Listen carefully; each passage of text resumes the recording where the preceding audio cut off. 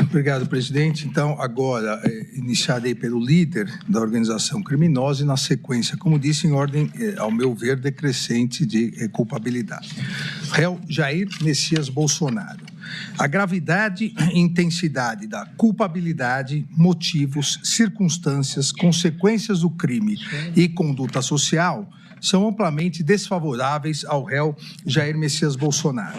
A circunstância judicial da culpabilidade, enquanto avaliação do comportamento do agente, deve ser levada em conta a maior ou menor reprovabilidade e censurabilidade de sua conduta, pela exigibilidade de ter atuado de acordo com a legislação. E, obviamente, nesse caso, é gravemente desfavorável ao réu Jair Messias Bolsonaro, que exerceu a presidência da República entre os anos de 2019 e 2022 e, durante esse período, como comprovado na ação penal, instrumentalizou o aparato estatal e mobilizou agentes e recursos públicos com o intuito de propagar falsas narrativas com objetivo principal de provocar a instabilidade social e se perpetuar no poder. Depositário da confiança do eleitorado, agiu dolosamente de forma a induzir a população em erro, notadamente no ponto relacionado à integridade dos sistemas de votação e às urnas eletrônicas,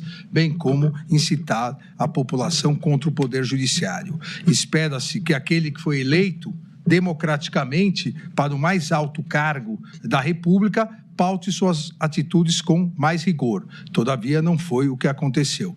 O que se viu durante 4 anos do mandato foi a implementação de uma organização criminosa, tendo como líder o réu Jair Messias Bolsonaro, com o intuito de colocar em prática o plano de ruptura institucional com um golpe de Estado e o fim do Estado democrático de direito. Então, a culpabilidade é desfavorável.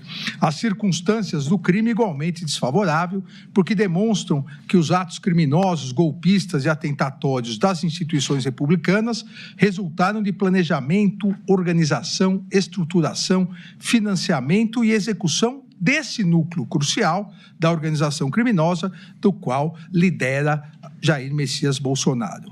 Também é desfavorável, assim como a gravidade e intensidade amplamente desfavorável dos motivos para a prática delituosa. Quais foram os motivos para a prática delituosa? A ideia de perpetuação no poder do seu grupo político, independentemente do respeito às regras democráticas e às instituições republicanas.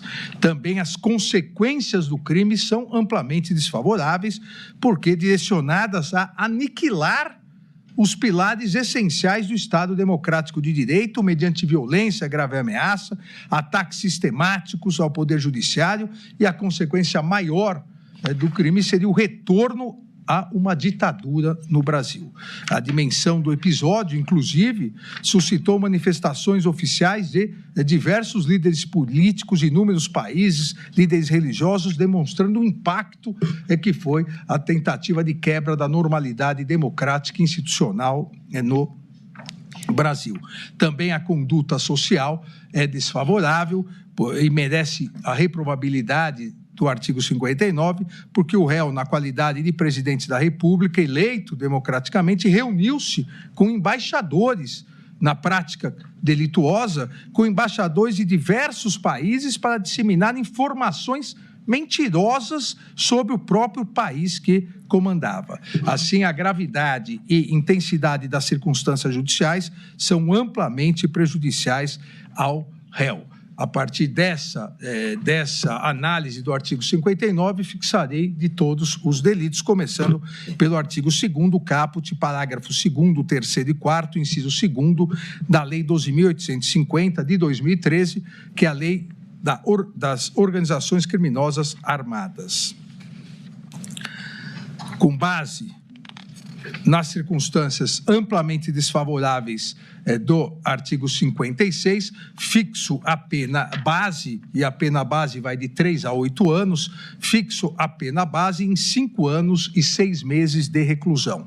Na segunda fase da dosimetria, verifico a existência de circunstância atenuante prevista no artigo 65, inciso 1º do Código Penal, uma vez que o réu, nascido em 21 de março de 1955, possui mais de 70 anos. Por essa razão, aplico a redução em razão da atenuante e os 5 anos e 6 meses de reclusão se tornam 4 anos e 7 meses de reclusão.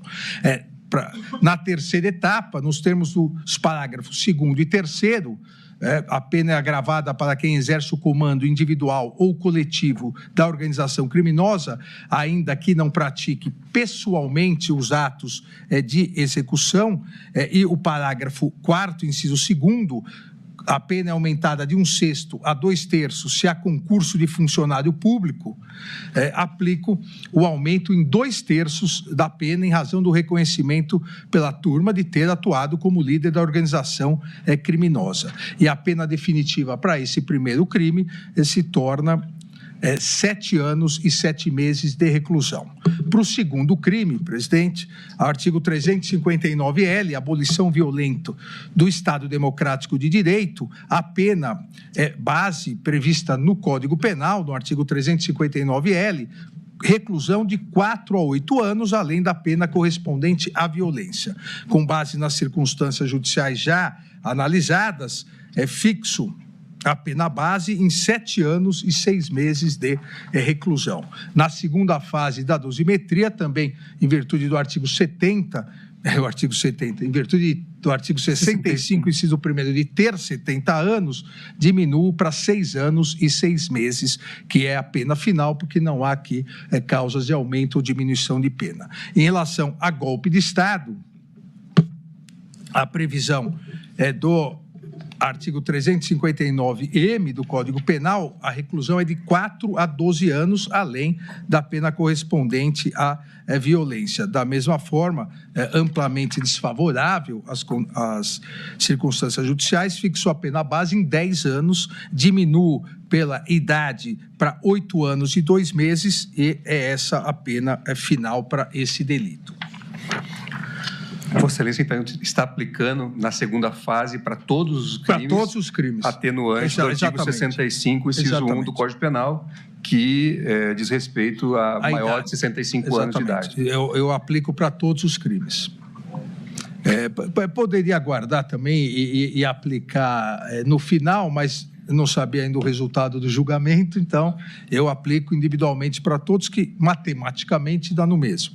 O artigo 163, em relação ao dano qualificado, eu aplico a pena base em 3 anos de detenção e 75 dias multa, fixando de a multa e 1 salário mínimo, aplicando a atenuante, e aí a pena já fica definitiva em relação a esse delito, 2 anos e 6 meses de detenção e 62 dias multa, fixando cada dia multa em 1 salário mínimo, em virtude das condições econômicas do réu. Artigo 62, inciso 1º, a deterioração do patrimônio tombado, artigo 621 da Lei 9.605, de 98, eu aplico a pena base em 3 anos de reclusão e 75 dias multa, cada dia multa 1 salário mínimo, aplico a redução do artigo 65, inciso 1º, da idade, e torno definitiva a pena em relação a esse crime, 2 anos e 6 meses de reclusão e 62 dias multa,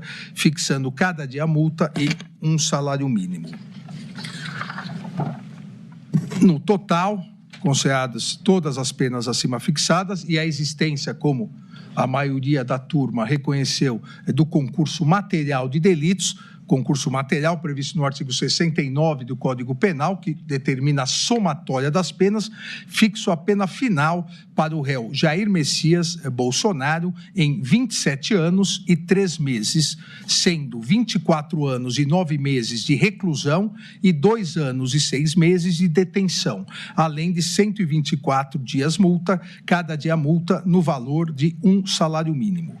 Fixo o regime inicial do cumprimento da pena, o regime fechado nos termos do artigo 33 do Código Penal. Ainda é fixa a pena multa, como disse, 124 dias multa, o valor de 1 salário mínimo, considerado sempre, aqui eu não vou repetir para todos os demais réus, o salário mínimo é sempre considerado vigente à época do fato e atualizado até a data do efetivo pagamento. Então, em resumo, 27 anos e 3 meses de pena privativa de liberdade, sendo 24 anos e 9 meses de reclusão, 2 anos e 6 meses de detenção e 124 dias multa é a pena.